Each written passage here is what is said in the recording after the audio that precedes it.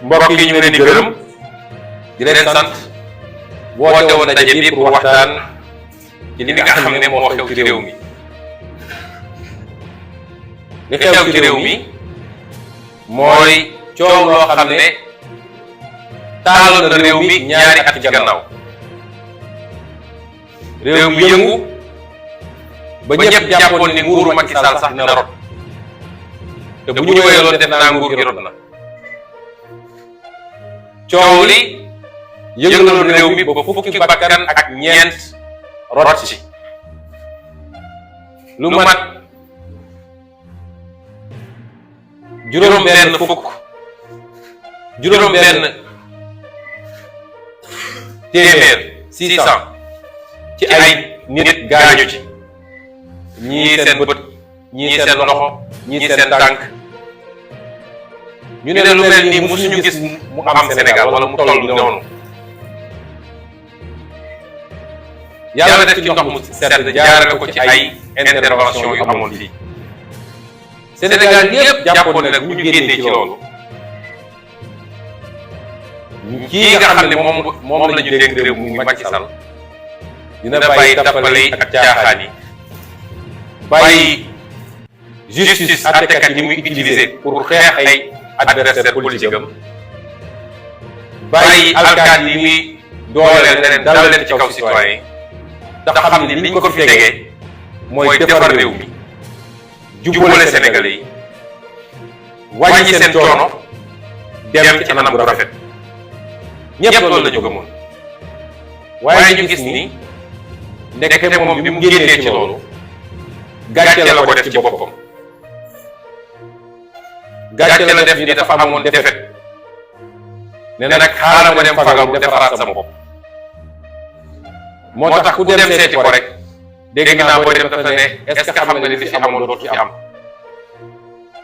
dem ne ma ngay dem uti doole pour ñëw delloo si waat mbir mi fañ ko tegoon. moo tax ku yeewoo Sénégal rek war nga am loola bett fi toll nii parce que ñëpp jàppoon nañu ñu génnee ci mars 2021. Macky Sall dina seet li des ci nguuram mu xool nu mu koy rafetalee ba dem ci anam yu gën a rafet bàyyi fi réew mi ni mu ko fekkee woon te bañ fee yee fitna boo xam ne dina ñoraat ay bakkan ak leneen ak leneen. rax ci dolli kenn xalaatul woon ni dina toogaat ba ñuy wax fii Sénégal coowal ñetteelu mandat su nag mu jógee ci Macky Sall nga xam ne moom bokk na ci gënoon taxaw fii di xeex Abdoulaye Wade ne warul am ñetteelu mandat. kon tey Sénégal kuy wax ngir yàlla kese am nga lu la jaaxal am nga lu la naqari am nga lu la bett ak lu la rusu te mi ngi jógee ci Macky Sall ak ay ñoñam. coow loolu mooy ñaareel ci gannaaw am nit jóg na jiiñ ma man mii ne dama ko siif. xam naa ni amul kuy dund Sénégal te xam Ousmane Sonko ko ma la xamantu ndax nit dina toog fële di bind te xamul ki muy bind kan la. nit dina toog fële di wax te xamul lu muy wax parce que Sénégalais moom mel noonu am nañu fit te ku ñu jox micro nga wax. waaye amul kenn koo xam ne xam na ma as tuut boo xam ne di nga dégg ñu ne Ousmane Sonko sif na nit nga xalaat sax ni mun naa ne ndax ku xam sama jaar-jaar démb ba tey xam li ma gëm ak li may dund xam nga ne loolu mënul ne. waaye bi loolu amee man maa njëkk a génn wax ak Sénégalais yi ne leen lii ab complot la ab pexe bu ñu nas la te ñi ko nas ki ñuy wax Mamour Diallo bokk na ci ki ñuy wax Gabisso bokk na ci ki ñuy wax Serigne Bassirou Gueye procureur de la République bokk na ci am daal ñu ma lim ba lim ci Macky Sall ndax turam dañ ko cee tudd ne nag Sénégalais yi gannaaw yàlla man yéen laa bàyyi sama bopp gannaaw yàlla parce que man yàlla rek laa gëm moom rek laa wéeru nit laa jaam laa mate dinaa comme kenn ku nekk ci ñun waaye yàlla rek laa gëm boolewu ma koog lenn dendelewu ma koog lenn lu am rek mooma lu am rek damay dellu ne ko sant naa la neex na naqari na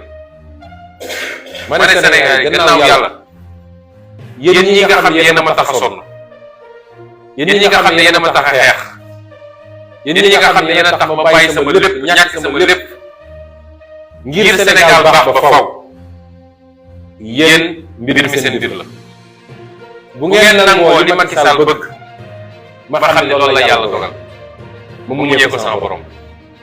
waaye askan wi bu ñu nee lii du fi amee loolu mënul am parce que askan rek moo am solo ci réew. askan rek moo am sañ-sañ moo yor souveraineté ku fi fi teg nga yaakaar ni am nga police am nga gendarmerie amoo dara loo am rek nga fekk askan bi nangu mais ku askan jóg taxaw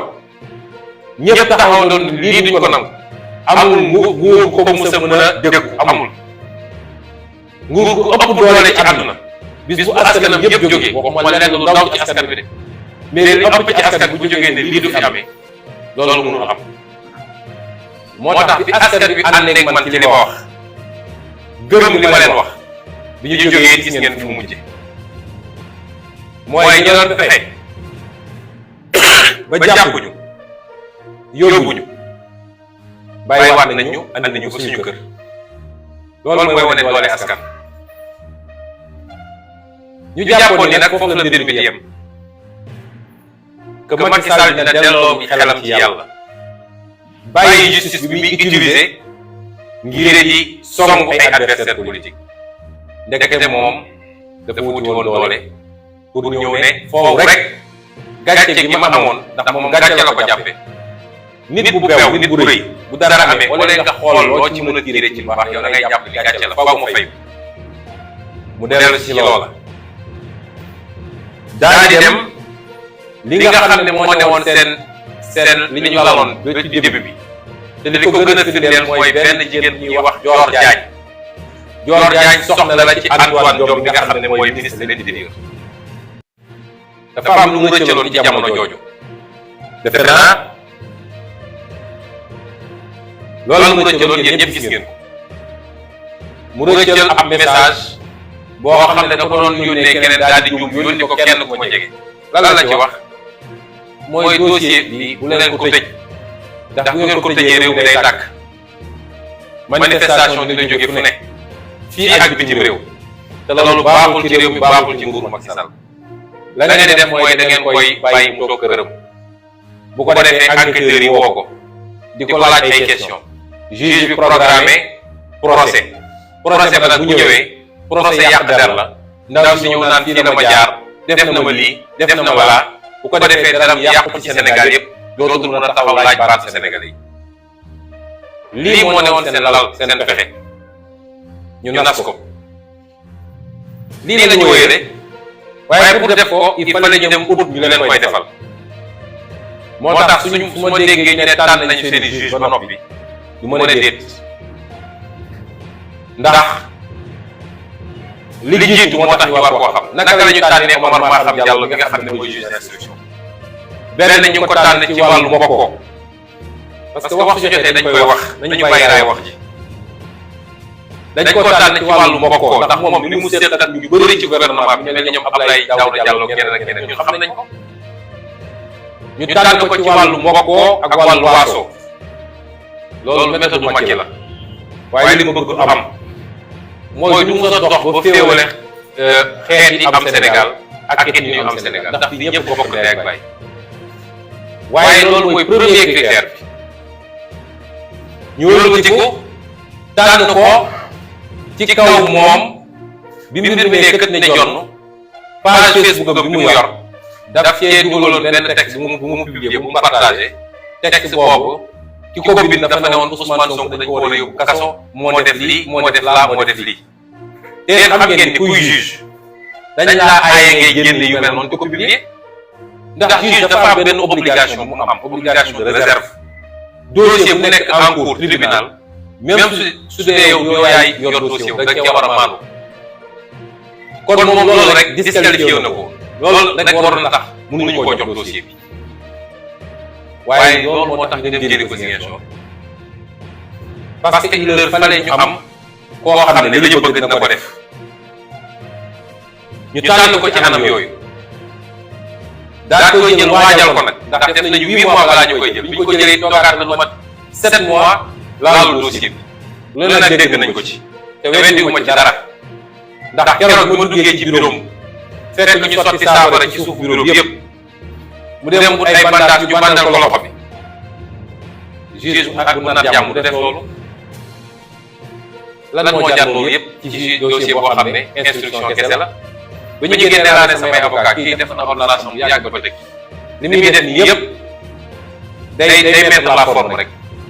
mooy nuru rek waaye jël na ordonnance ba pare man loolu laa gëmoon te histoire woon na ko kooku la ñu jël jox ko dossier bi ne ko fexeel yaa xam nooy def waaye li ñu bëgg ci yow mooy fexeel rek ba renvoyer en procès mu dellu ci li ma waxoon ci message Dior Diagne bi lan moo la firndeel ni Omar Maham Diallo deful instruction ci dossier bi lan moo firndeel ni moom li ma tuddee léegi ni moom dama jàpp ni magistrat Macky Sall la politicien la boo xam ne mën nañ ko jox carte APR te dafa yokk ci liste ñi nga xam ne dañoo bokk ci complot pour écarter un candidat à une élection présidentielle te duñ ko mës a baal nag parce que responsabilité dafa am solo faut que mu xam ni li muy def dafa am responsabilité naka la ñu mën a joxee juge d'instruction ab dossier bi ki nga xam ne moom moo accusé ki nga xam ne moo jiñaate ba léegi andiwul benn preuve benn preuve andiwuñu ko dañ ne am nañu ay vidéo am nañu lii am nañu laa bi ñu toogee ci kanam juge d'instruction ñu leen te ngeen andi li ngeen waxoon teg amul benn preuve bu ñu génne dossier ba mu jeex tàkk benn preuve amu ci boo xam ne nee nañu Ousmane Sonko def na ni waaye ñun ñi nga xam ne dañ ne complot la dañoo andi suñu preuve mu ne fàng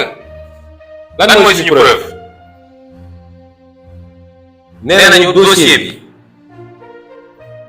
teg naa ci loxo Omar Maham Diallo rapport gendarmerie nga xam ne rapport boobu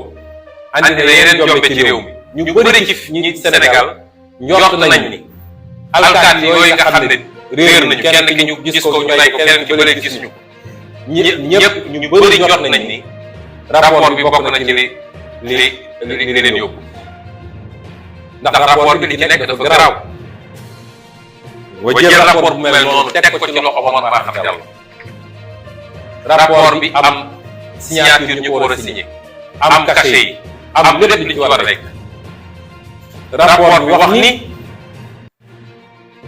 Serigne Bassirou Gueye bokk na ci complot bi ndax ni mu ci bokkee tuddul Serigne Bassirou Gueye de mais rapport bu la ne PV d'enquête bi nga xam ne moom la gendarmerie def dañ koo modifié ñu déglu ñi nga xam ne ñoo nekk ci dossier bi muy commandant Mbengue ak capitaine Touré ñoom ñëpp ñu ne Serigne Bassirou Gueye moo modifié PV bi moo leen sant ne leen changé leen lii moom capitaine Touré bañ ko moom Abdou Mbengue nangu ko rapport boobu nga teg ko ci loxo juge d'instruction est-ce que juge d'instruction rapport boobu rek doyoon na jarul woon sax yeneen yëpp est-ce que juge d'instruction boobu waroon na renvoyer dossier bi mu jël ko teg ko fële ñu ñëwaat ci juge d'instruction bi ñu ne docteur bi nga xam ne moo consulté ki ne moom dañ ko siif docteur boobu ñëw taxaw ci kanamu juge bi ne ko man de kii ma ñii wax bi ma ko jëlee ba xool ko gisuma benn mandarga boo ne dañ ko siif te man bi mbir mi amee maître Gabisso moom woo ne ma demal jëlal ma ko ma xëy la lan demee defaguma sama PV Mamour Diallo ak Gabisso di ma woo yemul ci foofu de dafa dem ci huissier ñu constatel ko appel yi nga xam ne Mamour Diallo ak Gabisso yi ñu ko doon woo dafa dem ci huissier constaté ko mu jël audio boo xam ne Mamour Diallo moo ci wax ne ko est-ce que mu nga génn guddi gi ci couvre-feu bi ñu gisee te Mamour Diallo nee na moom yéegul dossier bu dul fan yi la koy doog a yéeg la ciy doog a dugg yooyu yëpp mu boole clé USB beeg yooyu yëpp jox ko juge ba pare ne juge bi boobu ba léegi ñu may menacé de mort ñëw nañu sama kër dajji ko toj nañ sama oto toxu naa toxuwaat déposé naa plainte gendarmerie juge d'instruction bu am loolu est-ce que waroon na yóbbu dossier d'instruction est-ce que waroon na ko yóbbu procès juge d'instruction boo xam ne yor na certificat médical boo xam ne nee na la fii viol amu fi luy mandargaal ni jotee am na fi sax feeñul ci certificat médical waxuma la viol nga jël loolu teg fële ne loolu intéressé wu ma juge d'instruction boo xam ne ñi doon liggéey ci bërëb ba yëpp déglu nga leen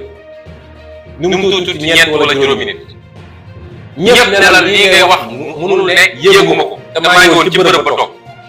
xanaa bu ñuy siif sax di nga weqatu wala di nga yuuxu wala dinañ dégg nga jël loolu lépp teg fële ne ça ne m'intéresse pas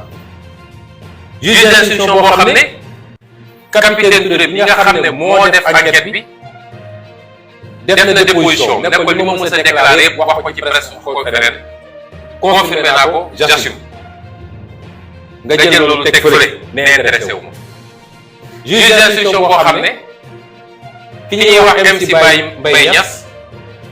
wóolu nga ko mu ñëw lu mu ñëwee nga ne ko yow li nga wax foo ko teg mu génne la clé USB boo xam ne ay audio moo ci nekk audio yooyu ki nga xam ne moo ne dañ ko siif moo ne siif bi musul am jote sax amu fi waaye ñoom Mamour Diallo moo ma dugal ci lii ba pare ne ma débrouiller rek ba andil ma topp ma nii yaa xam ko koy jëlee juge d'instruction ñu jox loolu nga woo ki nga xam ne moo jiñaate de mu ñëw nga tegal ko audio bi ne ko ndax lii yaa ko wax avocat mu ngi toog mu ne waaw lii sama baat la man maa ko wax waaye dama doon foo ak moom dama ko doon làmbatu rek pour xool nga ne loolu doyoo la yow juge d'instruction nga jël loolu teg fële juge d'instruction boo xam ne def nga li ñuy wax réquisition mooy dem nga Sonatel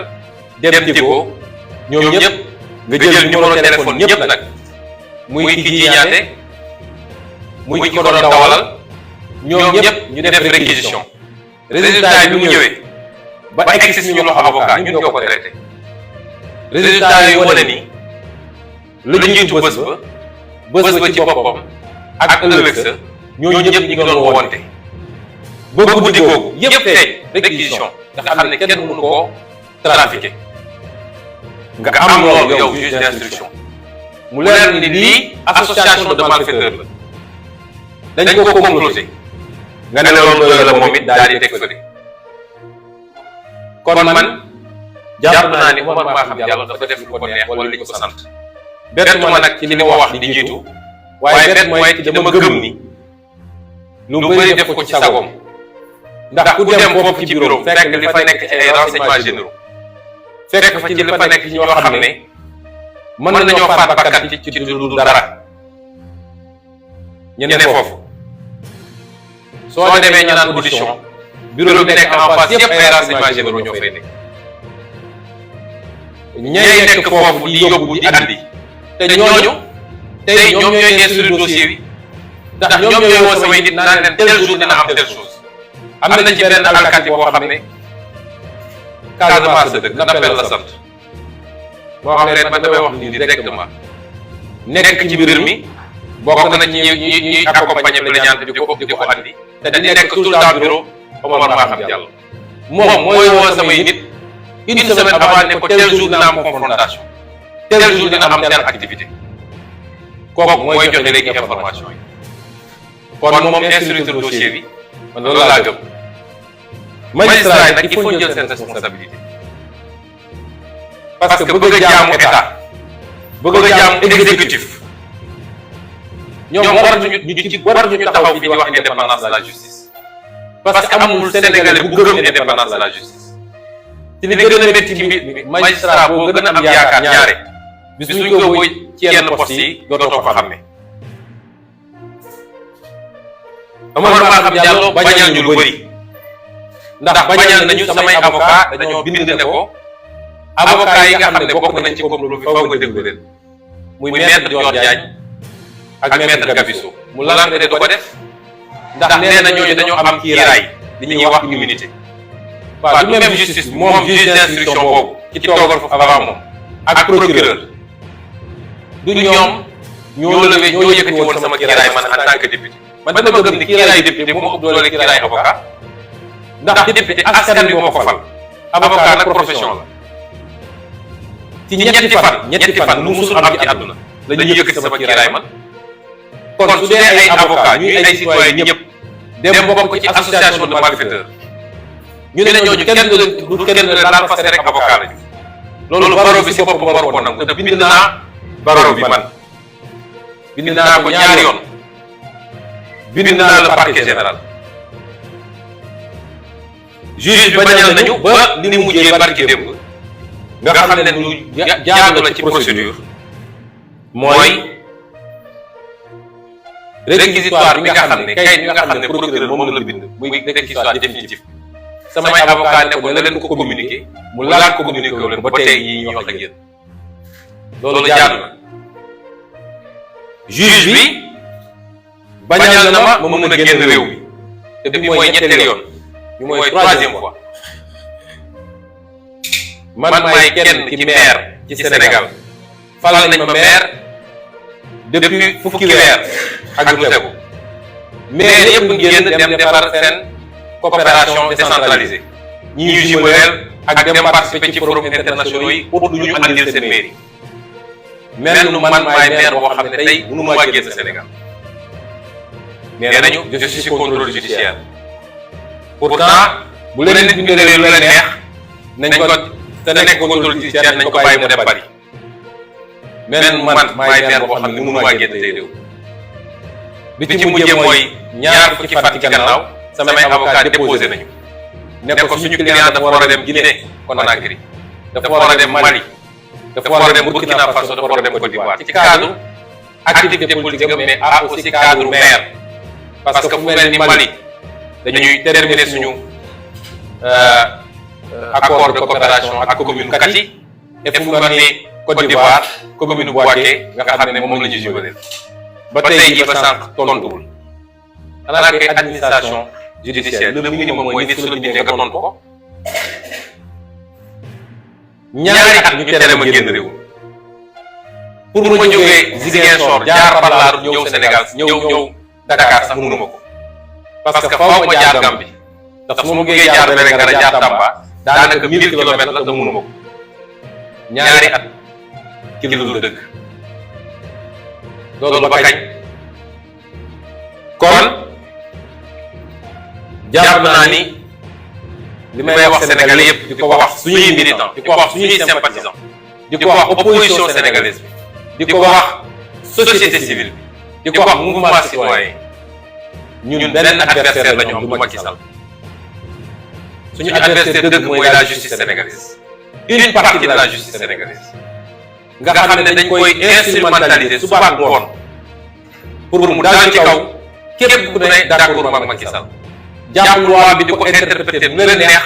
pour tëj nit ñi barki démb ak démb yëpp maa ngi diggante Rebeuss ak camp pénal ak pavillon spécial di seeti suñu ndaw yi fa jàpp ñoom ñëpp seeti naa leen jàpp ay nit 7 mois 8 mois woo ko dégluwoo ko muy borom njaboot am soxna am ay doom bàyyi kër gannaaw bàyyi boutique am bàyyi magasin bàyyi liggéeyam nga jàpp ko si ñàkk fayda saa yoo neexee nga bàyyi ba dem bàyyi nañ ci ñeent yoo xam ne juróomi weer nga téye leen parce que dañoo bind ci Facebook ba mu neex la nga ne ko demal ñibbi loolu justice sénégalaise moo koy def te tegul fenn la ñu defoon ci Khalifa def ko ci Karim ñu ne tey nañ ko defaat parce que ñoom ñëpp nag gërëm nañ ci suñu demee élection présidentielle te Ousmane Sonko fekk bu duñu gañe ak ku mu nekk candidat ci ñoom néew Ousmane Sonko mooy gañe de waaye ñoom xam nañ ni bu ñu demee élection te Ousmane Sonko nekk candidat duñu gañe ay juriste dañ ma woo barki dem ne ma ñetti ministre dañ leen woo waaw léegi dossier bi diffamation est-ce que waa ji su ko condamné article L30 L29 ñoom seen calcul yooyu lañ nekk ay ministre est-ce que waa ji dina mën a nekk candidat justice sénégalaise benn sas la ko Macky Sall sas mu toll nii mooy ju fukki weer ak ñett yi ñu jëm ñoo xam fu ñuy jaar waaye nañu fexe ba lijjanti loo xam ne mën na teg rek Ousmane Sonko nekk candidat du ma ne justice bi yëpp ndax man sequma ak justice bi yëpp magistrat yi ay centaine lañu du ñoom ñëpp laa jëflanteel waaye ñi ma jot a jëflanteel moo duggee ci politique ba léegi dañ leen utiliser pour soit daal sama kaw man ak sama njaboot soit lu ma yóbbu justice ñu neenal ko li koy firnde mooy bi ma Macky Sall di jaay doole ni ma dàq ci sama liggéey ma yóbbu ko justice ñëpp gis ni ay violation yu dul jeex amoon na ci samay droit justice da ko dàq may Sénégalais di député gis ni luubal nañu xaalis réew mi ay milliards mu mënoon ci noppi nag comme ñëpp waaye man gëwuma loolu man réew mi rek laa gëm dana ma gëm ni fistinu réew mi warul dem ci poosu nit bu mu warul dem ma dem ci justice ne leen njaaxum am na justice daal di jël dossier bi da koy classé sans suite moom mii di procureur tey Amadou Diouf moo newoon chambre d'accusation moo classé dossier boobu muy 94 milliards yi ngeen di dégg est-ce que xam ngeen 94 milliards lu mu doon boobu moo gën a garaaw sax rapport Cour des comptes bi ñuy wax est-ce que xam ngeen loolu peut-être Cour des comptes bi li mu tombeeg feebar bi moo tax mu toll noonu mais 94 milliards moo gën a garaaw yàlla natt ko moom Amadou Diouf mu génnee foofu ñu nommé ko procureur mu demee dafa fekk rapport OFNAC ndax bi may déposé OFNAC déposé IGE déposé parquet bi parquet bañee instruire dossier bi daa dem déposé ci juge avec constitution de partie civile rapport boobu mi ngi ci table di tax du ko traité waa OFNAC ne li Ousmane Sonko wax yëpp dëgg la daal di génne lu bëri ba pare génne yeneen 26 dossiers yu bokkul ak 94 milliards yeneen 26 dossiers bii 3 milliards bii 7 milliards bii 14 milliards boo ko dajalee yëpp war na jege 200 milliards loolu gën a garaaw foofu li ñuy wax nii daa koy jox procureur ne ko ubbil instruction contre Mamour Diallo ak ñi mu ànd ak ba tey jii justice teg ci tànkam gis ngeen suñuy ndaw yi ñuy rey daaw jéegi affaire bi amee Macky Sall dafa ne dañuy teg commission d'enquête parlementaire ba sànq ba tey kenn waxul commission d'enquête gouvernementale ba tey yi wax ak yéen commission d'enquête amul fukki bakkan ak ñeent américain bind nañ ci ne ñoom mun nañu firndeel ni au moins fukk yi état du Sénégal moo leen rey ba léegi enquête amul ba ñi mujjee rey daaw ci mois de juin fële ci Ziguinchor ak Bignona gis ngeen tappale yi nga xam ne procureur Ziguinchor mu koy def ñu jox la rapport d'expertise ne ñii bal moo leen rey nga jël dossier bi jox ko au juge d'instruction ne ko wax ma lan moo leen rey juge bi delloo ko dossier bi ne ko wax na leen rey ba pare yow kay da ngay ñeme daal di ubbi une instruction ñeme woo nga teg dossier bi nga xool man mii di wax ak yéen rek déposé naa ay plainte contre Mamour Diallo pour complot association de malfaiteurs ak yeneen déposé naa plainte contre Adji Sarr déposé naa plainte contre Maître Gabisso déposé naa plainte contre Sidi Ahmed Mbaye déposé naa plainte contre Maître El Hadji Diouf bu mu mujjee boobu rek dama parquet général woolu ne ma ñëwal confirmer sa plainte ma dem confirmer sama plainte yeneen plainte yëpp dégguma ci dara te pourtant il suffit nit sëqat rek ne maa ngi dem déposer une plainte contre Sonko gis seen ñu mel ni ay nit jëfuur procureur di tëb di dal ku ne nekk ci parce que li ñu leen sant mooy góorgóorlu leen ba fukki weer ak ñett yi di ñëw lu ngeen ko mën a jaarale mais utal leen ñu loo xam ne Ousmane Sonko nekk candidat waaw lii def soo ko dajalee ci justice nga boole ko nit ñi jàpp chaque jour démb nit dafa ci mujj démb ñu jàpp ko te nit taxaw na fii ne rey leen Ousmane Sonko procureur waxul ñun dañoo dem ba léegi ñun daf ñoo soof moo tax dematuñu duñu déposé ay plainte soo seetloo bis bu ne nit saaga ñu attaqué ñu saaga xeet bu ñu bokk saaga région bu ñu bokk nga xam ne lu garaaw la ci équilibre réew doo dégg mukk justice yëngatu boo waxee ñu ne dafa attaqué institution judiciaire moo tax ma ne ñun benn adversaire la ñu am ci politique jamono ji ndax ñoom la Macky Sall di jëfandikoo Macky Sall xam na ni moom ak parti ak coalition xajuñu ci ñoom wallaahi xam na te Omar Maham Diallo mii jël ordonnance am démb billaahi wallaahi wa taalaa xam na ni waxul dëgg bu wéetee boppam xam na ni waxul dëgg xam na ni mu def du droit xaw ma nag dañ ko menacé wala dañ koo jox xaalis wala mbirum mbokk la moo xam waaye xam na ni li mu wax def du droit moo tax ñu wax nii nag nii ñun dinañu xeex man de li may wax li ma waxoon 2021 lay waxaat constitution dafa ne ku ñu bëgg a jaay doole am nga sañ-sañu xeex am nga sañ-sañu résister Macky Sall dafa war a xam ni li ko tax a sonn mooy nu muy def ba toogaat ci réew mi téye réew mi su ko jaralee benn ñun li ñu tax a sonn mooy fexe ba réew mi teguwaat ci yoon démocratie ñëw fi alal réew mi des ci réew mi sàcc mi jeex fi loolu jaral nañu téeméer moo tax bu yaakaaree ni police ak gendarmerie moo ñuy tiital ñun ndax na boppam injustice yu bëri na ci réew mi manifestation sax mënatuñ ko def te chaque jour ñu autorisé leen ñoom loolu ñëpp a ngi siy teg seen bët may wax nii droit boobu moo waxoon man 2021 ne j'invoque mon droit moi Ousmane Sonko mon droit personnel à la résistance ñu dem créer seen dossier ne appel à insurrection tey laa ko gën a wax ni buñ ci tollee parce que même naa ngi dem de dinañ xam ni mën nañu la ñuy def te ñeme nañ ko booy dee ci àll la ngay ne rey booy daanu na nga daanu avec dignité nit boobu sa dignité jógee fi dara desatu fi man loolu laa gëm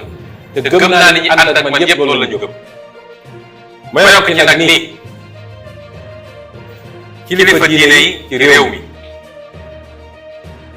mbir mi mu amee daaw jéeg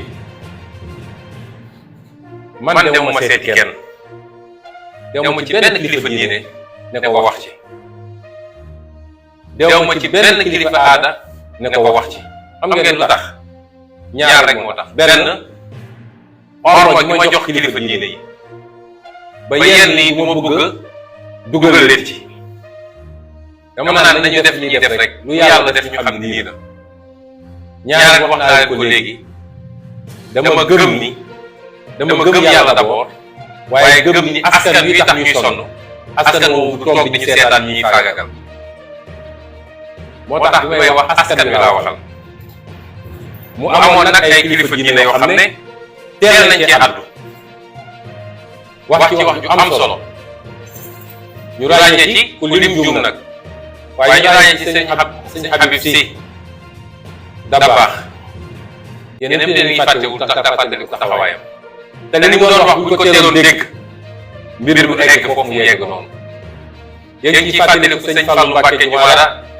rahimahullah nga xam ne ci diggante bi yàlla def na li gën ci moom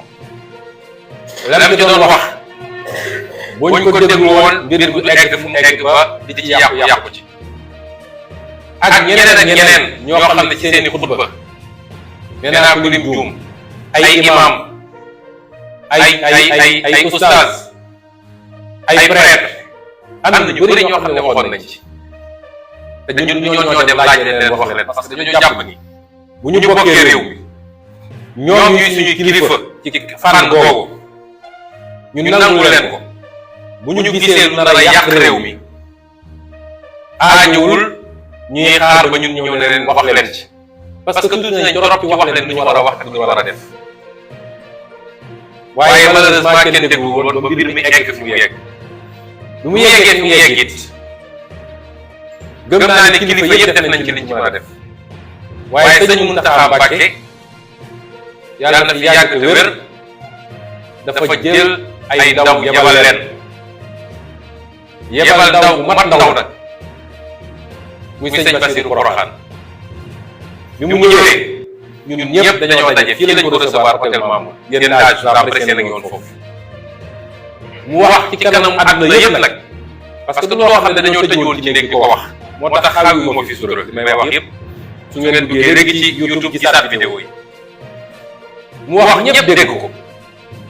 mu ne kilifa gi de moo ma yónni nee na daf leen ñaan ngeen teg mbir yi ci suuf manifestation yi ngeen war a def suba ak fan yi di ñëw ngeen may ko bàyyi ko waaye yemul foofu li ngeen xam ne moo leen métti ci réew mi na ngeen ko tënk ci kayit teg ko sama loxo ma yët ko moom dina ci dox li mu ci war a dox bi loolu amee ndax dañoo am kuréel gu tudd M2D mouvement pour la défense de la démocratie bi mu amee mouvement bi yëpp dañuy waxtaan ñu ne kilifa gi ñaan nañ ko nangul looloo andi woon daal bi amoon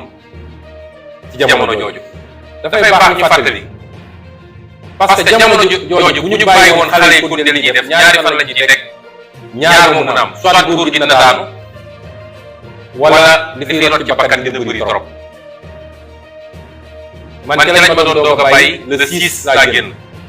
ma jël le 8 laa génn le 8 mars ma jël sama responsabilité fii ci salle bi laa def conférence de presse mbir yëpp nekk fi ne leen nii la demee M2D def conférence de presse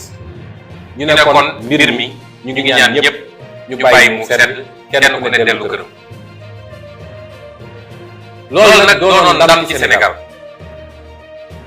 ndax àdduna bi yëpp dañu ne xool leen modèle sénégalais du tubaab moo jógee fële ñëw àtte suñu du Nations Unies moo ñëw àtte ñu du Union africaine moo ñëw àtte ñu du CEDEAO moo ñëw àtte ñu ñun ñoo am suñu modèle fii ci biir réew mi ñu wane ni modèle boobu mi ngi dox ba léegi parce que nit ñëpp demoon nañ ba ne waaye nit ñi déggatuñu ni ñëpp wane ni am nañ fi ay kilifa yu ñëpp déggal ba suñu nee def leen nit ñi nangu ko def ko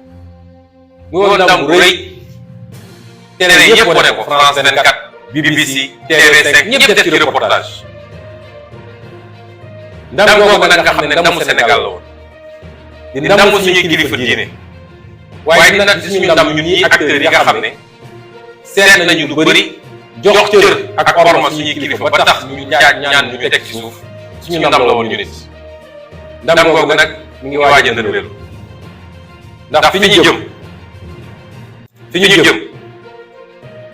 su dee fañ a tegoon dossier bi lañ ko jëlaat ak yeneen yoo xam ne mi ngi suñu kanam ci ay troisième mandat ci ay tëjaate ay rayaate fi ñu jëm li xewoon mën na xewaat ci lu yàggut te ñaanuñu ko yàlla te buy ñëw anam yi muy ñëwee dina gën a métti te kooku doon ndamu kenn ci Sénégal am na nag lu ñu bindoon teg ko ci loxo kilifa gi li may wax nii bu doon gisee moom yomb na ma du fii laa koy waxee damay toog wax ko yónnee nañu def nañ li ñu mën a def pour mën a am gisee googu pour waxtaan ak moom ci li xew ci réew mi juróomi weer ci gannaaw boobu egg guñu woon fii honorable président Aïda Mbodj ak docteur Cheikh Tidiane Dièye jóge nañ fii Ndakaaru taal seen oto dem ba Porokhane fekk fa Serigne Bassirou Porokhane ne ko Serigne bi lii ak lii waxoon nañ waaye lii ak lii moo am ci réew boobu ba léegi ñun nag ñu commencé jaaxle te fu mbir mi di jëm kenn ku ne dina seet muy fagaroo te bu boobaa li mu yàq ci réew bi dina bëri kon mbir maa ngi bëgg a yàqu te ñëpp seede nañ ni li koy yàq jógewul si ñun parce que Sénégal nag li ci ëpp ku fay la xam mbir maa ngi bëgg a yàqu te jógewul ci ñun amul lenn lu ñu mën a ne ñun def nañ ko te loolu moo andi coow li wala moo andi fitna ci réew kon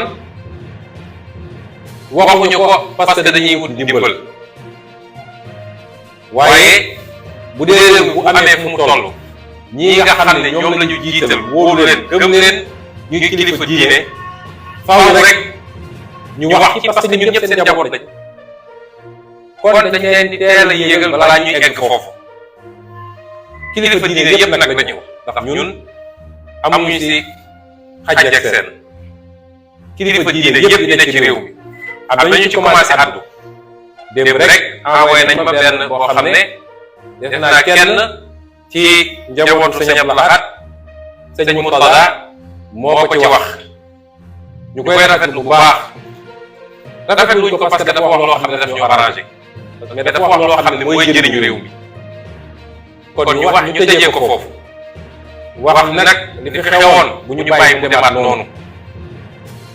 nañu def li ñu war a def balaa fitna di samp ci réew mi di daaneel nag wax Sénégalais yëpp ni lii lépp nag seeni technique la ak seeni stratégie mooy bu ñu demee ba xoju bu ñu demee ba mbir mi wër leen fu nekk ñu xam ne mënatuñoo dem dañuy fexe ba yee ay dossier bu ko defee Sénégalais yi fàtte li nga xam ne mooy farata nekk ci yooyu dama ne rapport Cour des comptes bi mi ngi fii ay milliards la ñu dugal moom Macky Sall ak ay ministres am nekk les seuls responsables Macky Sall dañ ko doon yóbbu haute cour de justice pour trahison ndax xam ngeen ni jamono bi ñuy def loolu Macky Sall dafa supprimé woon assemblée nationale fàttali leen ko ñu jox ko loi d'habilitation ne ko yow yaay def par ordonnance kon li responsabilité am du responsabilité ministre moom mooy responsable principal bi ministre yi doog a ñëw rapport Cour des comptes boobu bu ñu ko fàtteloo parce que loolu lay tax yeneen ak yeneen di am li nga xam ne ñëpp a ngi koy métti mooy njëg yi nga xam ne mi yokk barki dem lañu yokk essence bi yokk gasoil bi yokk courant bi yokk lépp a ngi yokk ci réew mi ñu bëgg yéen Sénégalais yi ngeen fàtte ko ba kenn dootul wax yokk bi nekk ci dëkk ñetteel bi yéen a ngi gis accident yi fi am waaye accident yooyu du responsabilité transporteurs yi bu ci amee ay négligence la mooy kii dawal nag dafa sonnoon ba nelaw wala yu mel noonu waaye kan moo waroon jàppale secteur transport ak encadré ko pour ñu renouveler oto yi état bi la def ko kan moo waroon defar tali yi ci dëkk bi balaa ngay jël ay milliards suul ko diggante Dakar ak Diamniadio kan moo waroon fexe ba tali yëpp baax état bi la def ko kan mooy def contrôle technique bi visite technique état bi la oto buy daw fii nga gis oto bu weng ba nga naan oto bi fu mu jógee te soo ñëwee mu jox la visite technique état bi moo joxe visite technique bi kon premier responsable bi état bi la yooyu yëpp ñu bëgg ko suul daal di génne ay coow yoo xam ne mu ngi noonu lu am solo nag lii ñuy wax nii waaye bu ñu tax a fàtte li nga xam ne mooy lii jàmbatu réew mi mooy lii loraange Sénégalais yi mooy li tax Sénégalais yi nekk ci coono ñun nag danañu xeex wallaahi dinañu xeex Macky Sall na xam ne du yombee noonu na jiital Moussa Fallo na jiital keneen ak na génn ay chars de combat dinañu xeex ak moom parce que lu ñu nangu mu teg ñu dul dëkk waaye nag dinañ continuer suñu activité ndax ñun dañoo gëm ni dans 13 mois dinañu bokk ci élection te ñaan nañu yàlla gagné élection boobu moo tax semaine prochaine ñu reprendre suñu nemmeeku tour parce que yëpp pour gàllankoor suñu nemmeeku tour commencé nañ ko ñu gis fu ñu dem Sénégalais yi génn village yëpp nit ñi yóoxu Sonko génn dalal ñu chef de village yi imam yi ñu ne kii il faut ñu dakkal ko dinañ ko reprendre semaine prochaine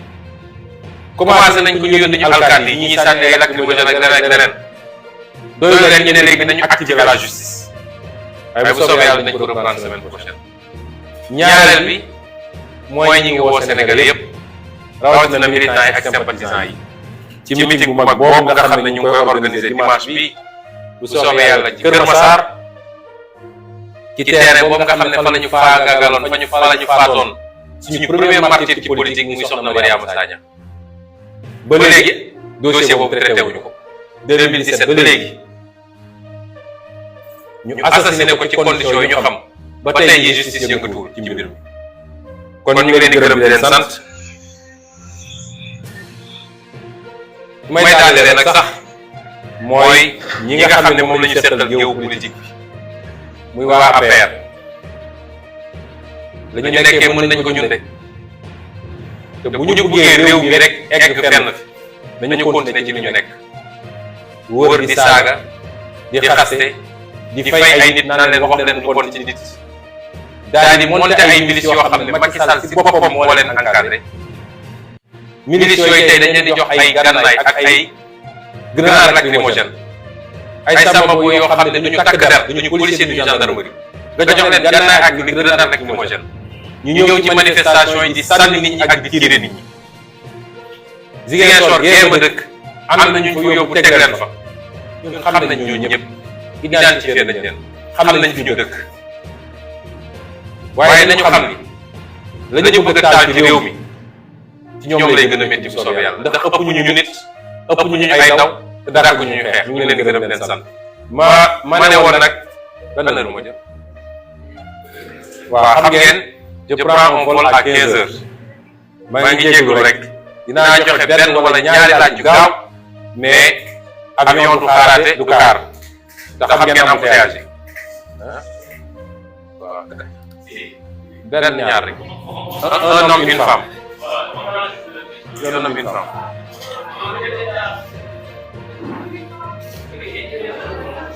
gars kii na gaaw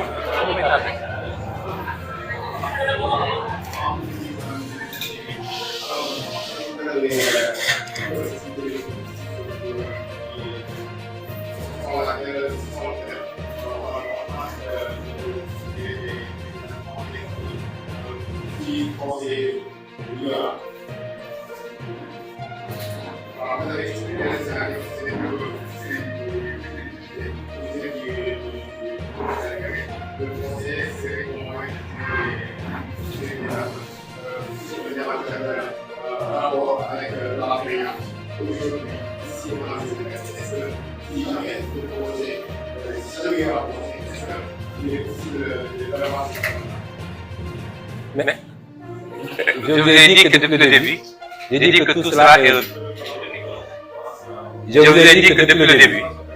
ma position a été constante. Et beaucoup de gens ont dit que je n'ai pas répondu aux questions du juge, c'est faux. J'ai répondu aux questions du juge. J'ai vu même un journal le dire aujourd'hui. Ou le faire dire par quelqu'un. C'est faux. J'ai répondu à toutes les questions de Omar Maham Diallo. J'ai refusé de répondre aux questions du procureur parce qu'un parquet qui a comploté contre moi ne mérite pas que je réponde à ces questions. Et j'ai refusé de répondre, j'ai pas refusé de répondre aux avocats de la plaignante parce que j'ai répondu aux questions en leur disant, vous avez dit publiquement que vous avez des preuves. Maître Abdoulaye Kane a dit publiquement qu'il détient des preuves, n'est-ce pas? Donc je leur dis, vous n'avez pas de questions à me poser, donnez vos preuves. Donc j'ai répondu aux questions. Peut-être qu'ils ne s'attendaient pas à ce que je réponde de cette manière. Donc ceux qui disent qu'on n'a pas répondu, c'est faux. Omar Maham Diallo m'a posé 4 ou 5 questions, j'ai répondu à toutes les questions. Il n'y a aucune question sur laquelle j'ai gardé le silence.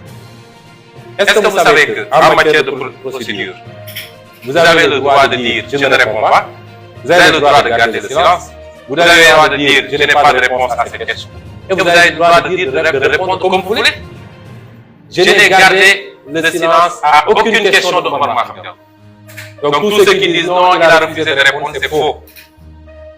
C'est totalement faux. Et je lui ai dit que tout ce qui a été dit est un tissu de mensonges, que je rejette en bloc, et que ceux qui sont là en train de se plaindre ne vous donneront jamais, ne serait-ce qu'un début de preuve de ce qu'ils avancent. Et jusqu'au moment où je vous parle, il n'y a pas de preuve de ce qu'ils avancent. Donc, entre la narration d'une personne qui dit qu'il m'a fait ceci, il m'a fait cela dans une baignoire, il m'a fait, etc., ça, n'importe qui peut le faire ici. Mais donner des preuves pour dire que ceci c'est fait, ça n'existe pas. Donc cette question pour moi, elle découle de ce que j'ai fait jusqu'à présent, la manière dont j'ai répondu, d'abord politiquement devant tous les Sénégalais, et ensuite devant le juge d'instruction. Et ce sera le cas si il devait se tenir un procès. La deuxième question.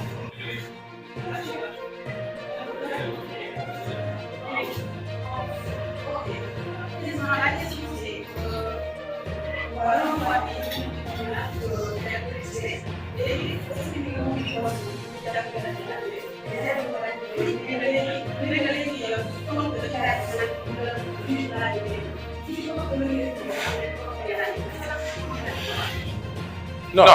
ma ko récusé woon samay avocat dañuy bind ne récusé nañ ko. loolu lu ñuy traité la feneen ci procédure. procédure dafa gudd. dossier bi commencé gul kat. donc procédure dafa gudd. lépp li nga xam ne avocat yi noté nañ ko ci li nga xam ne ay vices de procédure la am na fu ñu koy war a régler moo xam chambre d'accusation la moo xam su procès naree am mais su ma ko bëggoon récuser dañuy bind ne récuser nañu juge bi ñaar yooyu bokkul moo tax jàpp nañ ni vice de procédure am na mais ça nous arrange nous